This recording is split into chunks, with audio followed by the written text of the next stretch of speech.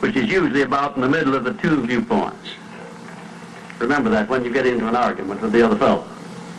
Don't assume that he's always at fault. Maybe you're partly at fault too. Maybe neither one is totally at fault. The chances are, in all of the arguments I've ever heard, both parties were partly to blame in one way or another. I've never yet heard an argument where one party entirely was to blame, although I suspect there are such arguments at times. Number 3, never give directives to a subordinate when you're angry. If the matter is urgent, then cool off quickly. Number 4, treat all people as nearly as possible as if they were rich relatives from whom you expected to be remembered in their will. Now that's a good one. That's a honey. That is a honey. If you'll just do that, treat all people as if they were rich relatives from whom you expected to inherit something at their death. And you can do that. You know, if you had a rich relative that had $1 million he was going to leave to you, you suspected he was going to, it wouldn't make very much difference what he said or did. He would never throw you off balance. You'd never talk back to him, would you? Of course you wouldn't. You'd be quite silly if you did. Keeping quiet for $1 million seems to me to be a very easy price to pay. Number 5, look for the seed of an equivalent benefit in every unpleasant circumstance with which you meet, no matter what the unpleasant circumstance is. Make it a point to discipline yourself so that you look for that seed of an equivalent benefit, and you start looking in connection with the circumstance. Don't wait a week or two till you've all worked yourself up about it. Start right in where you stand. It'll lessen the blow. It'll lessen the hurt of the wound, whatever it happens to be, if you start looking for that seed of an equivalent benefit. And number 6, learn the almost forgotten art of asking questions and then listening to the answers instead of getting the other fellow told off. It gives you an awful lot of satisfaction when you're angry to get the other fellow told, doesn't it? And the temptation is very great to do that. I know, because I've been there many times. Don't do it. Be bigger than that. Listen to what the other fellow has to say, and then when somebody makes a statement that you're not sure about, learn to ask this one question. It's one of the most important questions in life. It'll serve more purposes than any other short question that I can think of. When somebody makes a statement that you're not sure about, or that you doubt, or that you question, ask a 4-word question. How do you know? And then wait for an answer and see him squirm. Oftentimes there is no answer. People make wild statements that they can't back up. And instead of getting into an argument and making an incident out of the matter and getting yourself worked up into an argument, let the other fellow stew in his own fat by putting him over the barrel. But that question, how do you know? I had a clergyman in my class once who was very, I just don't know exactly how to describe it. He was a fanatic, you might say, on the subject of religion. And he was sure that he knew exactly what was going to happen to me after death. He said so in no uncertain terms, not in the class, but in a private conversation. And he raved and ranted for quite a little while about it. And when he got through, I said, how do you know, parson? And that really put him over the barrel. He said, that's the way I feel about it. That's my faith. I said, well, now, having belief and faith is one thing, but having evidence is something else again. How do you know what's going to happen to me after I die? I don't know, and I doubt that you do. How do you know? Well, he never did give me a satisfactory answer. There are a lot of questions that come up in life in connection with which, if you ask that one thing, how do you know, you'll find that the other fellow will be off balance, and you don't need to make an incident out of what he says. You don't need to get mad at what he says. 7, never say or do anything which may influence another person without first asking yourself this question: will it benefit him or hurt him? And if it will hurt him, don't do it. Don't say anything or do anything that would hurt another person under any circumstances, no matter how much he may deserve it. Exercise self-discipline. Don't do that, because if you hurt another man, you're going to hurt yourself 10 times as much at least, because that hurt will come back on you. I don't care who you are nor what circumstances you're working under or living under. If you hurt another person, you'll be hurt 10 times as much. And if the hurt doesn't come immediately, the rate of interest on that is compound interest on compound interest, and it'll be 100 times as great if you wait long enough. Because everything that you do to or for another person, you do to or for yourself. There is no escape from that. That's just as much a law as the law of gravitation, which everyone understands. You know that if you stepped over the top of this building, no matter what your mind was, or what your belief happened to be if you stepped over the top of this building and violated the law of gravitation that you'd hit the ground and you'd die in a very few seconds. And this law which brings you back that which you send out is just as inevitable, just as inexorable as the law of gravitation or any other of nature's laws.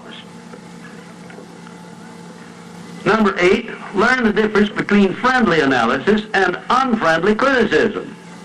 Then decide which you wish to live by in your relations with others. Now, friendly analysis is one thing and is welcomed by most sensible people. I don't object to friendly analysis of anything that I do, even though it's very unfavorable. If it's friendly analysis, I like it, because I can improve by it. But if it's unfriendly criticism, very obviously unfriendly criticism, and not analysis, well, then I resent it. I wouldn't be human if I didn't. How can I tell whether it's friendly analysis or unfriendly criticism? How would you go about telling? A lot of ways you can tell. You can tell by your relationship to the person who's making it, whether it's friendly or unfriendly to begin with. If it's an enemy, obviously I discount it right off the bat because you almost know it's going to be unfriendly criticism. I can tell also by the tone of voice in which he does it, by the manner in which he does it. Because a man who engages in unfriendly criticism generally uses a few epithets along with it that clearly indicates that he's biased. If you have self-discipline, you're not going to be influenced by that kind of a person. And number 9, remember that a good leader in any calling is one who can take orders as cheerfully as he gives them. And number 10, last but not least, remember that tolerance in human relations is just as important as tolerance in the operation of mechanics.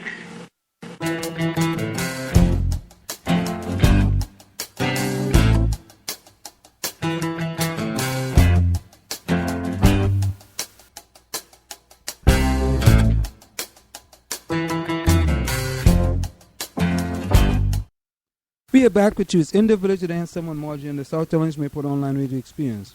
Coming to you every Monday through Friday from 8 to 9:30 p.m. That's 8 to 9:30 p.m. You can reach us here at 973-327-3626.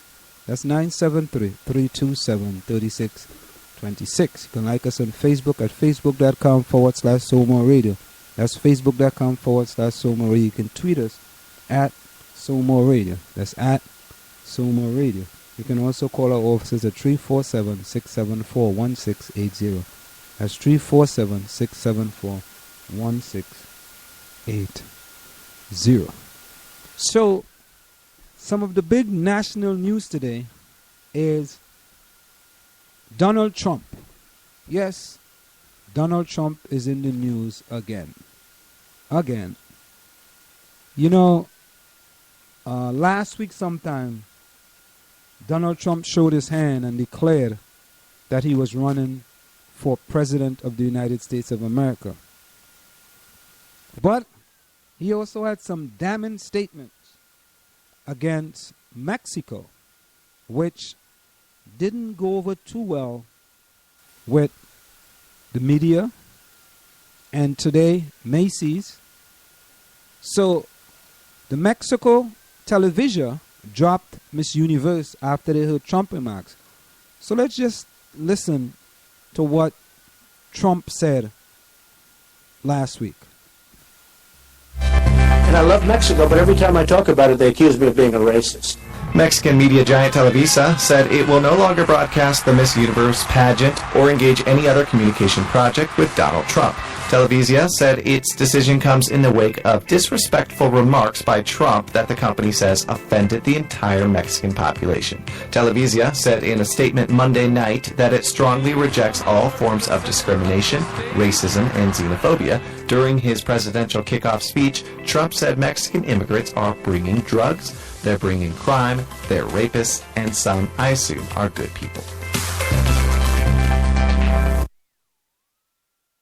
Of course, Trump didn't mince any words. So, because of that, NBC fired Donald Trump. Yes, he got fired. You know, Trump normally fired people on his show. So he got fired. And just today, Macy's cut ties with Donald Trump. No tolerance for discrimination.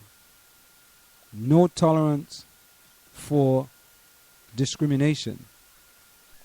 Macy's cut ties with Trump.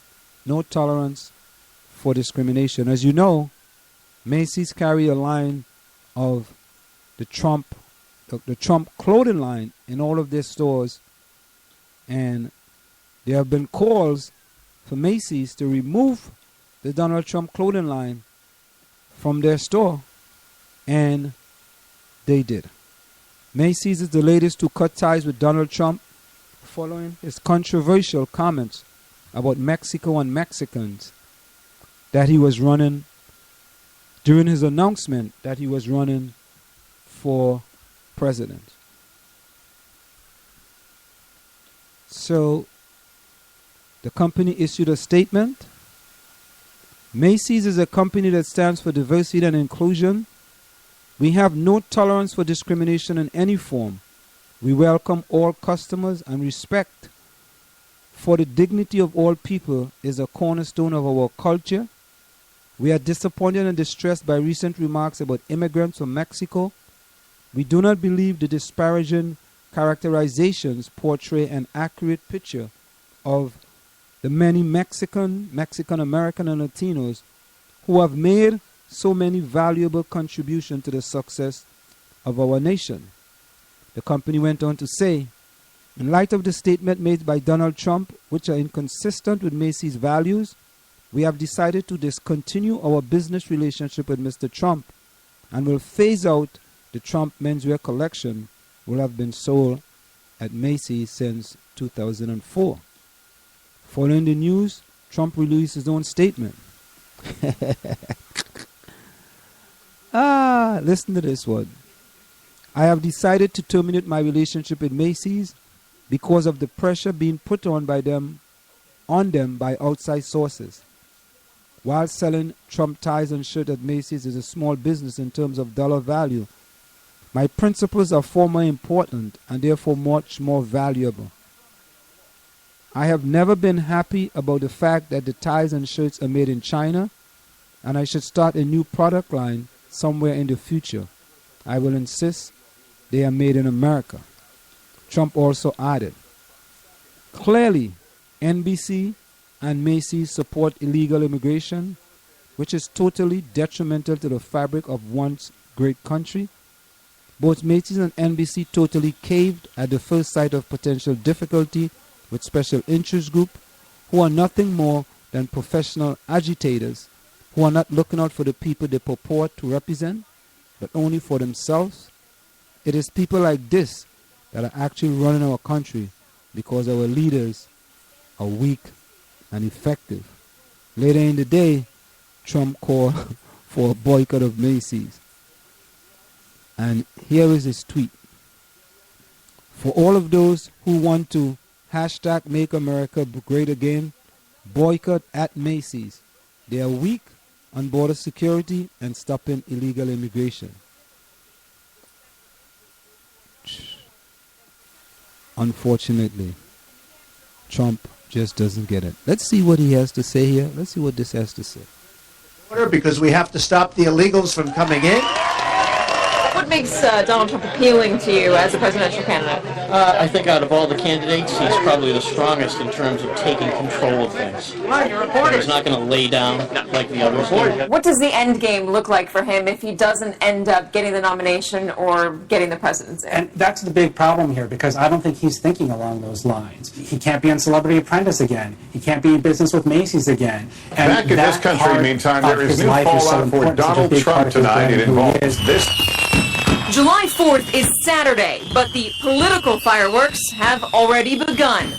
And late word tonight from here, Mayor Bill de Blasio says that he will be reviewing Trump's contracts with New York City in light of the controversial comments. Trump has a big imprint in New York, numerous skyscrapers, hotels, apartment buildings, also 2 skating rinks, and a $260 million golf course that just opened in April, to name a few. Trump's spokesman just told me that they have a great relationship with New York, and they fully expect it to continue for many years. Lester? All right, Katie, thank you. So there you have it, ladies and gentlemen. Donald Trump in serious trouble. With news breaks, he's there at the heart of the story. Struggle.